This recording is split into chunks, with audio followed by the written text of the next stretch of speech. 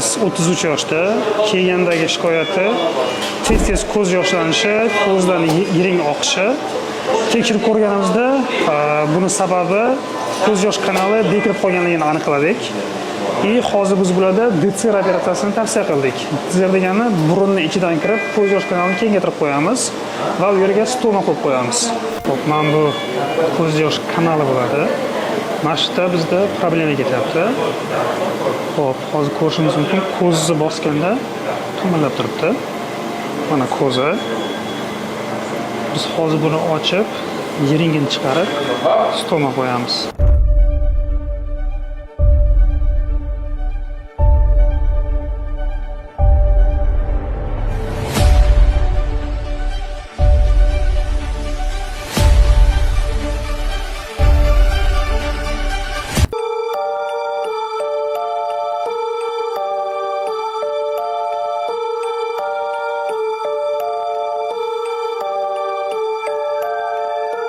Mana operatsiyamiz o'z nihoyasiga yetdi.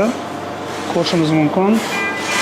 Qopchasini ochdik, yiring qanaqa chiqqanini ko'rdinglar. Endi ustidan gubkalar yotqizdik, terdik yaxshilab. Bular o'zi so'rib ketadigan gubka. Mana tashqi tarafdan ko'rishimiz mumkin. Buni yaxshi tarafi chandiq tushmaydi tashqi tarafdan. Faqat burunning ichidan bo'ladi. Shunday kesmalar, unaqa narsalar qolmaydi. Operatsiyamiz o'z nihoyasiga yetdi. Xudo xohlasa 2 haftadan keyin natijadan bo'lishamiz.